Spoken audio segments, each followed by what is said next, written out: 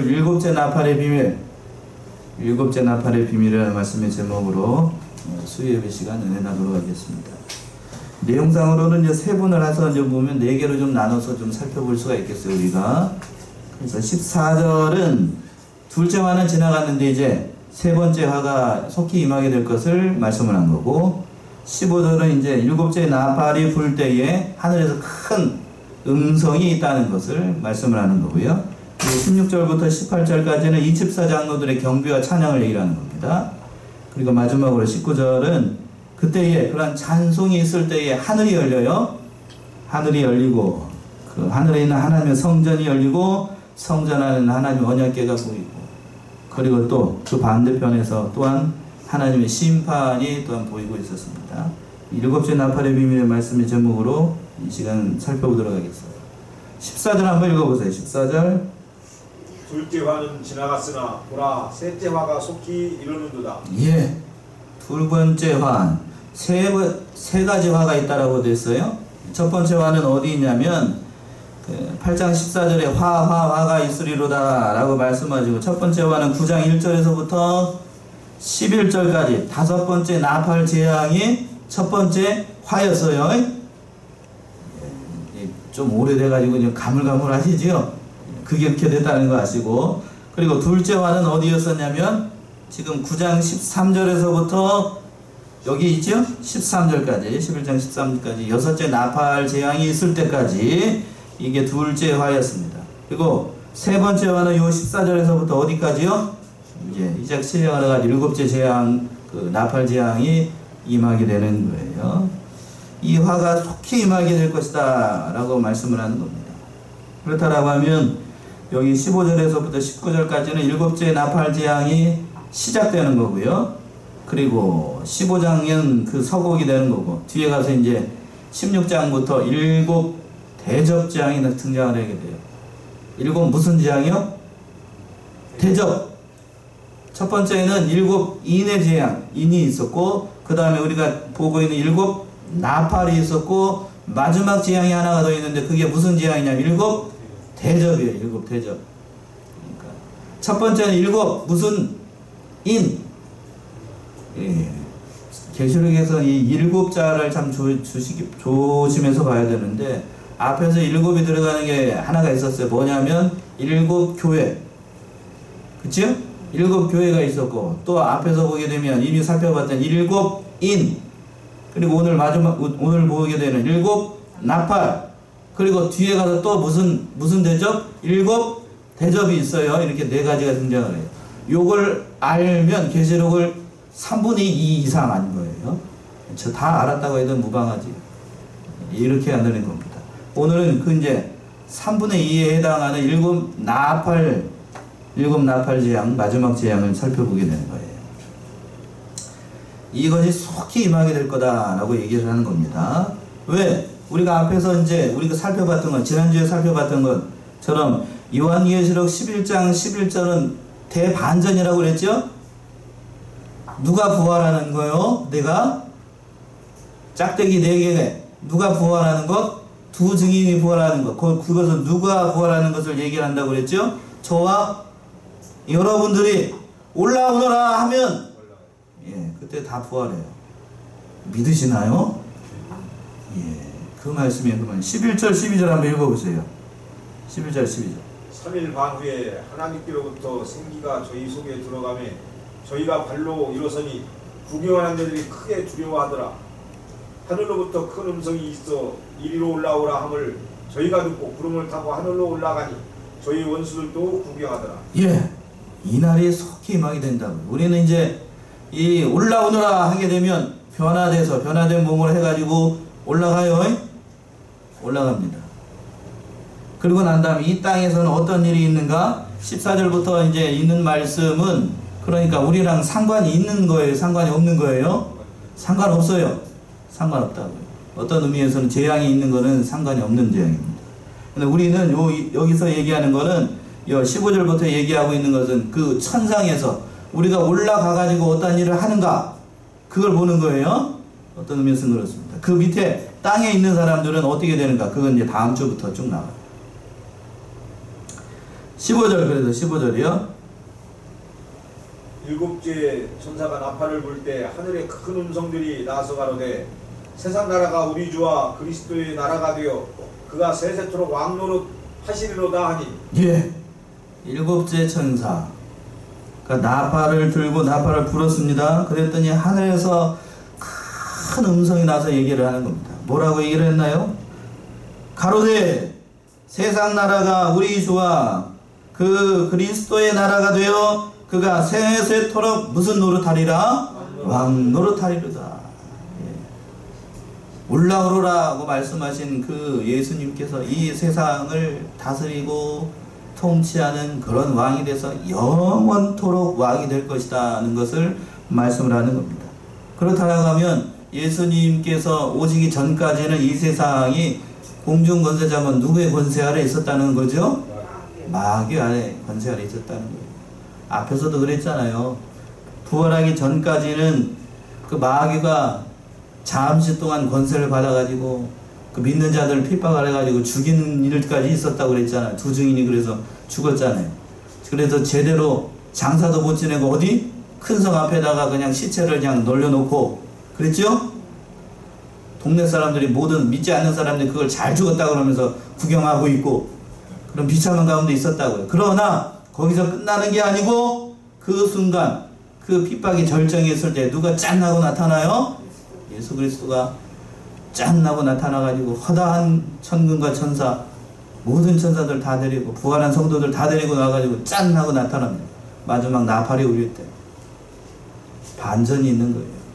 그러니까 환란이 극기에 달했을 때 인간의 그 능력으로는 감히 감당할 수 없는 환란의 깊은 밤에 절망의 깊은 밤에 예수님께서 짠 하고 나타나는 거예요. 예. 이 말씀은 전천전쟁 입장에서는 이 말씀에 이 예수님께서 오시는 그때에 무슨 왕국이 이루어진다라고 얘기를 하냐면 천년왕국이 이루어진다고. 천년왕국. 예수님께서 이 지상에도 있는 것처럼 그대로 이 땅에 오셔가지고 천년 동안 이 왕국을 이루어나가시고 영원하시도록 통치를 하신다는 거예요. 진실로 믿으시나요? 그때가 되면 있는 말씀하고 있는 것처럼 오늘 이사야서에 말씀하고 있는 건 천년왕국 시대에는 그 뱀 어린아이가 뱀에게 이렇게 뱀을 잡아도 뱀이 물지 않는 때 사자가 풀을 먹고 그런 왕국의 시대가 돼요. 믿으시나요? 이게 신화가 아니고 그때는 그렇게 됩니다. 본래 하나님께서 아담과 하와를 만들었던 그 에덴 동산과 같은 질서가 다시 회복이 되는 거예요. 다시 회복이 돼요. 근데 처음에 하나님께서 에덴 동산을 만드셨을 때는 거기에는 평화가 있었어요. 육식 동물도 없었고 사람 잡아먹는 그런 동물도 없었고 죄가 없었기 때문에 창세기에서 이미 말씀드렸잖아요. 에덴 동산에는 육식 고기를 잡아먹지 않았다고요. 뭐 하고 난 다음에 육식이 허락을 했다고요? 범죄하고 난 다음에 노아의 홍수가 있고 난 다음에 그때부터 육식을 허락하셨어요. 누구를 살려야 되는 게 먼저니까요? 사람을 살리는 게 먼저니까. 그때 육식을 허락하신 거예요. 그러나 예수님이 다시 오시고 천년왕국이 이루어지게 되면 완전하게 다시 창조가 돼요. 이 지상과 이 모든 전 우주적으로 다시 창조가, 재창조라고 얘기합니다. 그걸 신학적으로. 다시 창조해요. 다시 창조. 새롭게 창조합니다. 새롭게. 전혀 다른 세계가 돼요. 전혀 다른 세계. 건물이 오래되게 되면 그 리모델링이라고 하죠. 본래 그 바탕은 놔두고 리모델링을 하는 것이 아니고 예수님이 짠 하고 이 땅에 오시면 리모델링이 아니고 어떻게 싹 다 엎고 다시 창조한다고. 재창조라고. 재창조. 리모델링 아니에요? 리모델링 아니라고. 다시 새롭게 창조한다는 그 말씀이에요. 그 말씀이죠. 왕노릇한다는 세세토록 왕노릇한다는 완전히 새로운 나라가 이 지상에도 이루어진다. 저는 그렇게 액면 그대로 믿습니다. 이 지상에도 이루어지게 되고 영원토록 예수 그리스도를 통해서 왕노릇하는 그런 나라가 된다는 거예요. 얼마나 감사해요. 그것을 보고 이제 24장들이 어떻게 하는가? 경배할 수밖에 없지요. 16절 말씀이요. 그 말씀이 16절. 하나님 앞에 자기 보좌에 앉은 24 장로들이 엎드려 얼굴을 내고 하나님께 경배하여. 예. 그러니까 그 영광스러운 모습을 보고 자기 보좌에 앉아 있었던 24 장로들이 얼굴을 이렇게 엎드려 가지고 얼굴을 대고 하나님 앞에 경배하는 겁니다. 가만히 있을 수 없죠. 24 장로들은 앞에서 이미 몇 번 나왔었는데 신약과 구약에서 구원받은 모든 성도들, 교회 성도들을 가리킨다라고 말씀드렸잖아요. 그러니까 그 모든 성도들이 하나님 앞에 경배하고, 그리고 우리들도 그 하나님의 나라 그 안에서 영원토록 경배하고, 그 그림이 얼마나 아름답고 귀하고 멋진 일이 될지. 오늘 마지막 그 준비 찬송 마지막이 168장이었었는데 하나님의 나팔 소리가 울릴 때에 그 얼마나 아름답고 귀한 모습이 될지 그날이 되면 알아요. 먼저 가신 분들은 이미 거기에서 이제 탑승권을 받아가지고 이미 기다리고 있는 거고, 저와 여러분들도 탑승권을 가지고 있는데 아직 타지는 못했죠. 그 영광스러운 나라, 얼마나 아름답고 귀한 나라가 될지. 24 장로들에 대해서는 얘기를 하고 있고, 그리고 또 뭐라고 찬송을 하고 있는가? 이 17절부터요. 17절이요. 가로되 감사옵나니 옛적에도 계셨고 시방도 계신 주 하나님 곧 전능하신 이여 친히 큰 권능을 잡으시고 왕노릇 하시도다. 예. 옛적에도 계셨고 시방도 계신, 이렇게 되어 있죠. 지금도 계신. 예. 시방도 계신. 우리 개역 성경에는 시방이라고 되어 있고 개정판에는 뭐라고 되어 있나요? 지금도 계신이라고 되어 있죠. 그리고 첫 번째로 이 24 장로들이 하나님 앞에 그 찬송을 할 때에 가로되 뭐부터 시작했어요? 감사하옵나니. 그러니까 24 장로들이 하나님 앞에 찬송을 했을 때에 감사가 먼저 나왔습니다. 이걸 보게 되면 거듭난 성도들, 구원받은 성도들이 진정으로 하나님을 만나게 되면 제일 먼저 나오는 찬송이 뭐다? 감사예요. 감사. 감사죠. 감사. 감사하옵나니. 감사가 먼저 나와요. 감사가. 진실로 하나님을 만나면 얼마나 감사하겠어요. 내가 이런 구원의 세계를 보고 하나님의 나라의 백성이 돼가지고 그 보좌에 앉아 그 반열에 참여를 해가지고 하나님을 찬양한다는 것 자체, 그 자리에 앉아있다는 자체가 뭐요? 감사한 일이죠. 얼마나 감사한 일이요. 저와 여러분들이 거기에 참여를 할 건데 그 자체가 감사한 거죠. 얼마나 감사해요. 얼마나 감사. 그 자리에 참여하지 못한 사람들은 어떻게 되는가? 그 밑에 있어요. 어디 밑에? 지금 우리는 이때 당시를 얘기를 하면 우리는 영광 가운데 어디에 있고 공중에서 예수님 만나고 혼인잔치하고 있고, 그 밑에 세상 사람들은, 참여하지 못하는 사람들은 뭐 받으려고? 7 대접 재앙을 받으려고 뭐하고 있어요? 기다리고 있어요. 기다리고 있어요. 끔찍해요. 끔찍하다고. 끔찍합니다. 감히 상상을 할 수 없는, 인간이 감당할 수 없는 그러한 시련을 만나게 됩니다. 그리고 또 한 가지 중요한 건 뭐냐면 그 하나님께 감사한데, 여기서 보세요. 옛적에도 계셨고 시방도 계신 주 하나님, 이렇게 되어 있지요. 예, 이렇게 되어 있어요. 그런데 한번 봅시다. 이건 하나님의 그 자존심과 영원하심을 찬송을 하는 건데 뭐가 달라지는지를 보셔요. 계시록 1장 4절 한번 가보세요. 1장 4절. 1장 4절이요. 요한은 아시아에 있는 7 교회에 편지하노니 이제도 계시고 전에도 계시고 장차 오시리와 그 보좌 앞에 7 영과. 예, 여기서 보세요. 이제도 계시고 전에도 계시고 또 장차 오실 이라고 되어 있죠. 예, 그렇게 되어 있어요. 그 다음에 8절 한번 보세요. 8절. 주 하나님이 가라사대 나는 알파와 오메가라. 이제도 있고 전에도 있었고 장차 올 자요 전능한 자라 하시더라. 똑같죠? 이제도 있고 전에도 있고 장차 오실 일. 그러니까 이제도 있다는 것은 현재, 전에도 있었다는 건 과거, 장차 오신다는 것은 미래를 얘기를 하는 거죠. 앞에서 똑같아요. 4장 8절 보세요. 4장 8절. 4장 8절. 내 내 생물을 각각 6날개를 가졌고 그가 주위에 있는 눈들이 거룩하더라. 그들이 밤낮 쉬지 않고 이르기를 거룩하다 거룩하다 거룩하다. 주 하나님 곧 전능하시니요 전에도 계셨고 이제도 계시고 장차 오실 이시라. 예, 여기도 그랬지요. 전에도 계셨고 과거지요. 이제도 계시고 현재죠. 장차 오실 자라는 건 미래예요. 근데 오늘 보세요. 11장 17절 다시 한번 읽어보세요. 가로되 감사옵나니 옛적에도 계셨고 시방도 계신 주 하나님 곧 전능하시니요 신이 큰 권능을 잡으시고 왕노를 하시도다. 예, 뭐가 빠졌어요? 참 미래. 예, 미래가 왜 빠졌을까요? 그러면 장차 오실 리가 왜 빠졌어요? 왜 빠졌어요? 왜?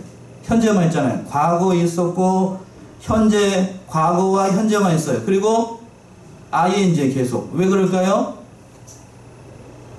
여기 아는 사람한테 제가 사탕 줄게요. 진행요. 지금 앞에서 11장 11절에서 누가 왔지요? 올라오너라 하고 누가 왔어요? 예수님이 와 있잖아요. 그러니까 장차 오실 리가 있을 필요가 있어요? 없어요? 없어요. 이해되셨나요? 예. 장차 오실 리가 있을 필요가 없죠. 왔는데 뭘 또 오라 그래? 이런 거는 성경을 가르쳐주는 사람이 있어야 합니다. 백날 성경을 봐야 알 수가 없어요. 가르쳐주는 사람이 있어야 합니다. 와 있잖아. 이미 예수님이 짠하고 마지막 나팔이 울리고 모든 천사들과 천군과 천사들과 그리고 저와 여러분들 부활해가지고 이미 와 있어요. 그러니까 계속 뭐만 되는 거예요? 미래가 아니고 계속 현재인 거예요. 계속 현재. 그러니까 사도 요한이 이걸 뭐 기록할 이유가 없죠. 장차 오실리라고 할 이유가 없는 거예요. 없는 거. 이해되셨나요? 예, 이해되셨죠? 이런 부분이 성경을 보는 묘미가 있는 거예요. 저도 이걸 보면서 요한이 보고 이걸 보고 얼마나 감사했을지 이스터 장로들이 감사한 것처럼 저와 여러분들도 그 나라에서 영원토록 하나님의 보좌를 바라보면서 영원토록 찬송하는 그 하나님의 나라의 백성이 된다는 거 얼마나 감사한 일일지. 그래서 그랬지요. 17절 하반절에서 그러죠. 친히 권능을 잡으시고 무슨 노릇 하시도다? 왕 노릇하는 왕으로서 모든 것을 통치해 나가실 영원한 왕이 될 것을 찬송을 한 겁니다. 또 거기서만 끝난 게 아니고 우리는 찬송을 하지만 그 하나님께서는 또 어떤 일을 하시는가? 18절이요. 이방들이 분노하며 주의 진노가 임하여 죽은 자를 심판하시며 종선지자들과 성도들과 또 물론 대소하고 주의 이름을 경외하는 자들에게 상 주시며 또 땅을 망하게 하는 자들을 멸망시키실 때로소리다. 예, 우리가 이것 때문에 예수를 믿는 거예요. 하나님을 믿는 거고. 마지막 그날이 되면 예수님께서 그 이방들에게 분노하고 예수님을 믿지 않는 사람들, 그 사람들을 심판하실 거예요. 이 말씀이 압축본이라고 얘기할 수 있는데 장차 그 백보자 심판이 이루어지게 됩니다. 하나님의 심판이 있게 되는데 뒤에 가서 나와요. 그 심판의 압축본이라고 할 수 있어요. 계시록이 우리가 어렵게 느껴지는 이유가 뭔가 하면 이미 여기서 예수님께서 어떻게 되어 있다고 표현을 하고 있죠? 재림했다라고 표현을 하고 있어요. 근데 또 재림했으면 19절까지 해갖고 쉽게 얘기하면 11장 19절에서 딱 계시록을 끝내도 뒤에 거 몰라도 되겠어요? 안 되겠어요?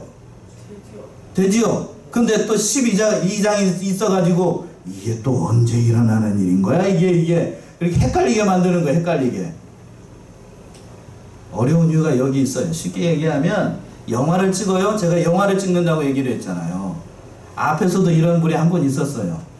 일곱째 인을 뗄 때에 14만 4천이 하나님 앞에 앉아가지고 모든 성도들이 다 찬송하는 모습이 있었어요. 그치요? 있었잖아요. 거기서 7장이나 8장, 그 8장 중반부에서 딱 끊어도 계시록을 딱 끝내도 전혀 문제가 되지 않아요. 않는다고. 그런데 거기서 끝내는 게 아니고 또 뭐라고 그러냐면 마지막 일곱째 인을 딱 떼니까 뭐가 시작됐냐면 일곱 나팔 재앙이 또 시작이 되는 거예요.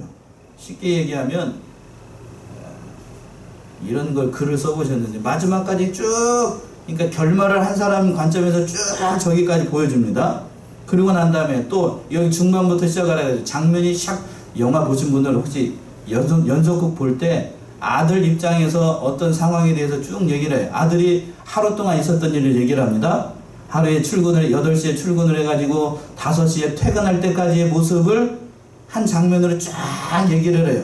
그런데 그 똑같은 상황, 장면이 샥 바뀌어가지고 그 집에 있는 딸이 8시부터 5시까지 뭐 하는 모습을 다른 장면으로 샥 얘기를 해요. 그러면 그걸 표현을 할 때 제가 뭔 말을 하는지 이해가 되셔요? 아들의 관점에서 봤을 때 하루가 산 것이 이렇게 쭉 얘기하고, 또 다른 장부터 얘기를 할 때는 딸의 관점에서 쭉 얘기를 해요. 또 다른 장면으로 학교에 공부하러 간 아들은 8시부터 마지막 5시까지 학교에서 공부한 모습을 쫙 얘기를 해요. 세 가지가 동시에 쭉 갑니다. 근데 시간 순서상으로는 뭐죠? 세 사람이 똑같이 쭉 가는데 글로 쓸 때는 이걸 표현을 할 때는 뭐요? 1장부터 5장, 7장부터 8장, 9장부터 11장 얘기를 하니까 읽는 사람은 이게 뭔 소리야 이게? 그러나 이걸 순서상으로 쫙 놓고 보면 똑같은 걸 같이 진행을 하는 거 이해되셨나요? 제가 뭘 얘기를 해요? 계시록이 어려워지는 이유는 뭔가? 이미 끝난 얘기를 다시 한번 또 얘기하고 또 얘기하니까 헷갈리는 것 뿐이에요. 이해되셨는지 모르겠다. 개인적으로 보셔야지. 더 자세히 설명을 못 해드려요. 이해되시죠? 예, 이해되시죠? 그러니까 한 번 결론을 얘기를 했다가 첫 번째 인의 심판에 대해서 결론을 한번 내렸다가 다시 나팔재앙으로 통해서 여기 11장 19절까지 그 결론을 한번 또 내렸다가 또 뒤에 가서 대접재앙을 통해서 쭉 큰 결론을 내리는 거예요. 22장까지. 이해되셨나요? 그러니까 계시록이 모르면 어렵게 느껴지는 것 뿐입니다. 결론아, 이 구조를 알게 되면 계시록이 어려운 게 아니라고 하는 거예요. 이해되셨지요? 예. 이걸 모르는 사람들은 헤매요. 헤맨다고. 그러니까 보는 관점이 다른 것 뿐이에요. 첫 번째 인, 나팔, 대접을 통해서 이루어진 것이 이렇게 같이 가는 거예요. 같이. 이해되셨지요? 이해되셨을 거라고 물고, 제가 칠판이 있으면 설명을 해드리면 이게 무슨 말인지 더 이해가 될 텐데 조금 아쉬운 면이 있네요. 그래서 거기까지 하고 그때에 하나님을 대적했던 사람들은 하나님의 심판이 있게 되고 죽은 자도 심판하고 다 그렇게 되어 있지요. 그런데 또 그 반전이 있습니다. 상을 주신다라고 되어 있어요. 18절 다시 한번 읽어보세요. 18절.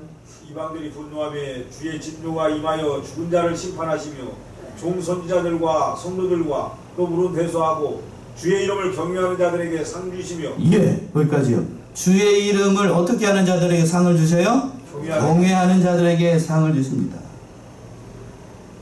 누가 누구에게 상을 주는가? 하나님께서 누구에게? 하나님을 경외하는 사람들에게 상을 주셔요. 죽은 자의 그 심판이 있게, 죽은 자를 심판하시는 말 그대로 하나님의 독보자 심판에서 그런 일이 있게 되는데, 믿지 않는 사람들은 영원한 심판이 있고 믿는 사람들은 영원한 상이 있는 그날이 있게 된다는 얘기예요. 그날에 상이 있습니다. 어떠한 상을 주실까? 물론대수하고 하나님을 경외하는 자들에게 상을 다 주셔요. 그렇다라고 하면 제가 여쭤보고 싶은 것이 그거 여기 있어요. 여러분들은 하나님 앞에서 어떠한 상을 받고 싶은가요? 어떠한 상을 받고 싶으셔요? 어떠한 상? 어떤 상? 여기서 상 주신다고 그랬잖아요. 22장 12절 한번 보세요. 22장 12절.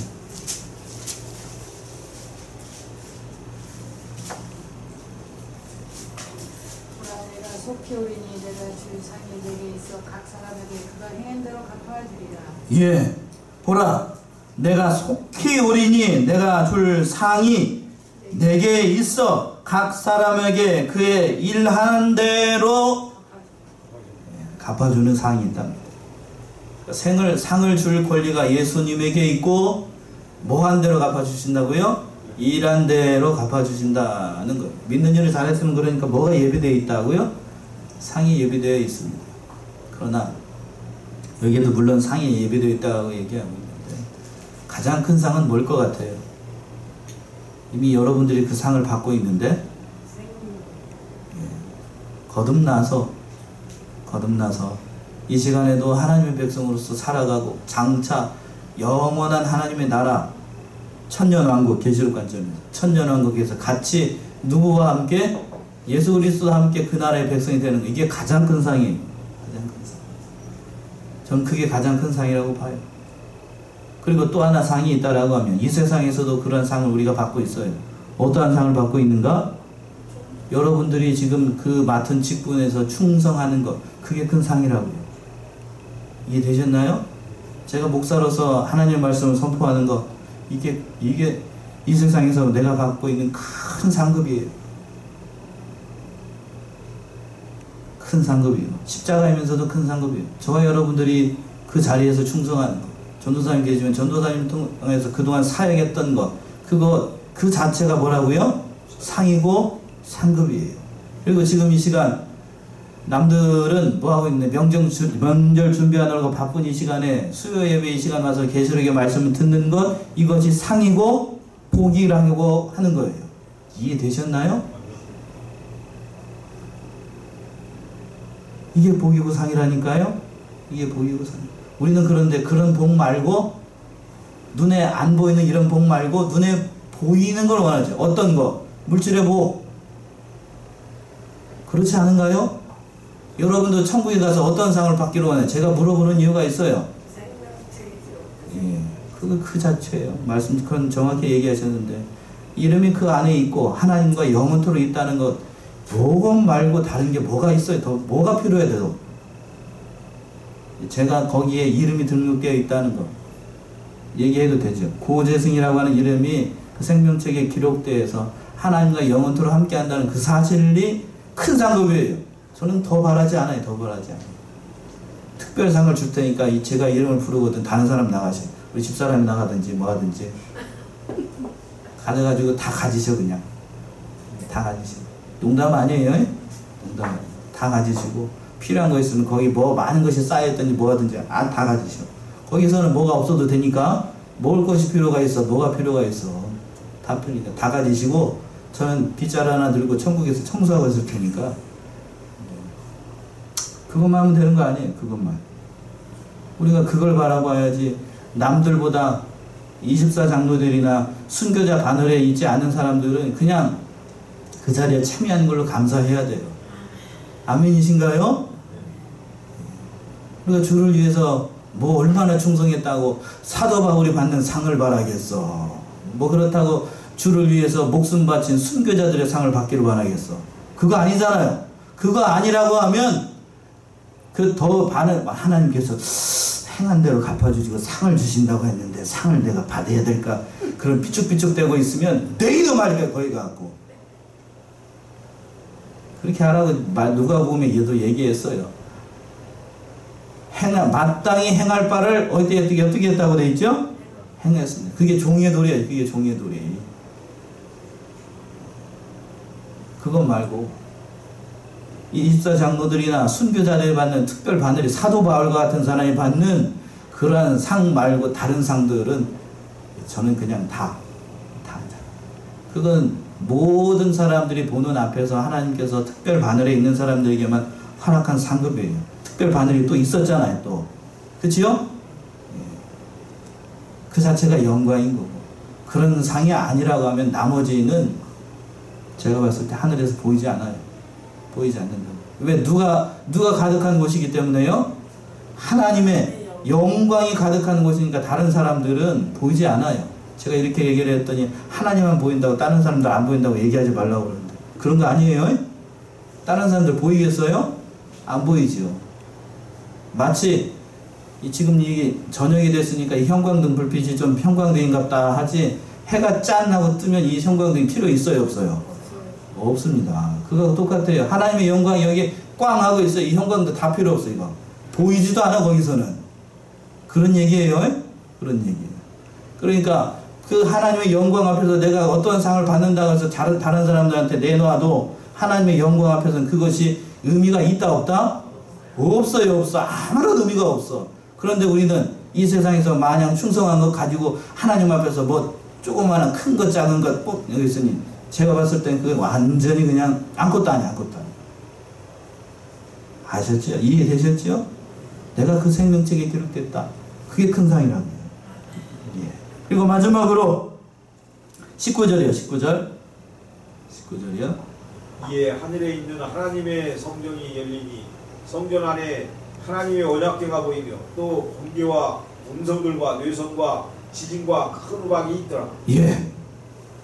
이러한 일이 있고 난 다음에 하늘에 있는 하나님의 뭐가 열렸어요? 성전이 열렸어요. 성전이 쫙 열리고 뭐가 보였습니까? 하나님의 언약궤가 보였어. 언약궤.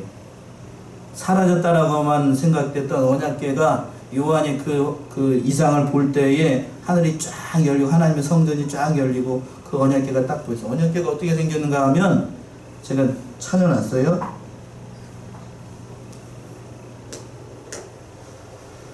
자, 누가 4명이 뭘 메고 가고 있죠? 저게 언약궤인데 언약궤가 저렇게 생겼어요. 모르겠어요. 저렇게 생겼을지 아니면 다른 모습일지. 언약궤는 누구를 상징을 하냐면 예수 그리스도를 상징하는 건데 그 언약궤 안에 뭐가 들어있었냐면 3가지가 들어있었습니다. 3가지. 뭐가 들어있죠? 3가지. 히브리서로 한번 가봅시다. 히브리서 9장 4절에서부터 5절.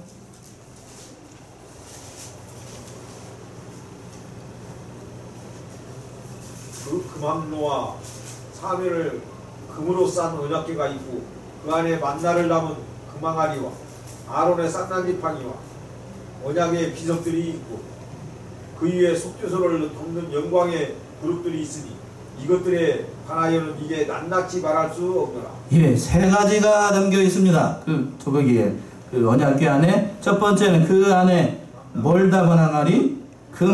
만나를 담은 금항아리가 있고 만나를 담았어요. 만나를 담은 언약궤 안에. 또 두 번째는 아론의 쌍난지팡이. 그리고 마지막으로 3번째는 언약의 비석이라고 되어 있는 언약돌 10계명의 돌판을 얘기를 합니다. 10계명의 돌판. 여기서 10계명의 돌판은 첫 번째 건가요? 두 번째 건가요? 뭐 10계명의 돌판이 첫 번째 게 있고 두 번째 게 있다냐? 첫 번째 건 어떻게 됐죠? 하나님께서 직접 쓰신 거. 직접 써가지고 모세가 들고 내려왔어요. 들고 내려왔는데 뭐 하고 있었죠? 이스라엘 백성들 그 밑에서 이미 얘기했잖아요. 오후 예배 시간에 금송아지 만들어 놓고 섬기니까 모세가 열받아가지고 그걸 꼴짝에다 던져버리죠. 그래갖고 바싹 깨져버려요. 이게 뭔 얘기겠어요? 받을 자격 없다는 거죠. 그러고 난 다음에 돌을 다시 모세가 만들어가지고 다시 올라가요. 그래서 하나님께서 써주신 두 번째 돌판이 이 언약궤 안에 담겨있는 겁니다. 그 언약궤가 보였다는 얘기는 뭘까? 하나님께서 언약을 통하여서 말씀하신 대로 이것이 속히 임하게 될 것이다. 속히 이루어지게 될 것이다. 반드시 이루어질 것이다 하는 것을 말씀을 하는 겁니다. 그리고 우리에게는 그 날이 영광의 날이고 기쁜 날이고 참으로 영광된 날이 되겠지만 그러나 안타까운 건 그 밑에 절에 있죠. 그 19절 하반절에서 보시면 또 뭐가 있었어요? 번개와 음성들과 내성과 지진과 큰 우박이 있더라. 마지막 7째 나팔이 울리게 되면 그 재앙들, 뒤에 가서 대접재앙이 나오게 되는데 그 대접재앙을 예비하시고 하나님께서 계셨다는 거예요. 끔찍해요. 그날 그 대접재앙들은. 감히 인간의 몸으로 감당할 수 없는 심히 견디기 힘든 그러한 대접재앙들이 예가 되고 있습니다. 이 말씀 깨닫고 우리가 이 7 나팔의 비밀, 우리는 그 마지막 7째 나팔을 보게 되면 우리는 어디에 있어요? 지금 그 신분이 저 위에 있으니까 옆 밑에하고는 상관이 없어. 그러나 이 말씀들을 하고 있는 이유는 경각심을 가지라는 거예요. 그리고 또 우리에게 위로와 힘을 주시기 위해서. 이 세상 가운데 살아가고 있는 성도들 여러 가지로 환난이 있고 괴로움이 있고 또 여러 가지로 또 뭐 내가 견디기 힘든 일들도 많이 있잖아요. 예수 믿는 것 때문에 오해도 받고 예수 믿는 것 때문에 다른 사람들이 알아주지 않고 손해도 많이 보고 눈물도 많이 흘리고 그렇지요? 담임 목사가 알아주지도 않은 것 같고 엄한 소리나 했쓰는 것 같고 때리기나 했었고 그런 것 같지요? 책망만 하는 것 같고 그러나 그런 모든 것들이 마지막 예수님께서 나팔이 울리고 일곱째 나팔이 울리고 재림하시고 그렇게 되면 그 모든 것들이 다 사라지는 때가 된다. 사라지는 날이 와요. 여기에 소망을 둬야 됩니다. 설령 제가 여러분들한테 어떤 얘기를 해서 책망을 한다 할지라도 그건 제가 하는 게 아니고 사랑하기 때문에 하는 겁니다. 맞나요? 아멘이신가요? 목사가 그런 어떤 책망을 하거나 저는 책망을 하는 걸 그렇게 별썩 좋아하지 않아요. 아이한테도 우진이한테도 잘못했을 때 책망하는 건 저는 그렇게 썩 많이 하는 편이 아니에요. 누가 다 하냐면 누가 다 할 것 같아요? 예, 엄마가 합니다. 엄마가 해요. 저는 그냥 좋은 아버지로만 있어요. 좋은 아버지. 책망하는 거 별로 그렇게 썩 좋아하지 않아요. 그러나 칼을 빼들었을 때에는 무서워요. 그게 아버지의 권위지요? 여러분들이 잘하기 위해서 그 믿음 생활 잘하도록 하기 위해서 계시록의 말씀들이 그거예요. 사도 요한이 안타까운 마음으로 또한 썼을 것 같아요. 19절 하반절에 번개와 음성들과 내성과 지진과 큰 우박이 있더라. 여기에 참여하지 않으려면 예수 잘 믿어야 된다는 거겠지요? 여기에 소망을 두고 우리는 그런 신분의 사람이 아니라는 겁니다. 자, 거기까지 하고요. 나팔 비밀은 거기까지 하고 계시록 11장 요약정리 한번 보세요.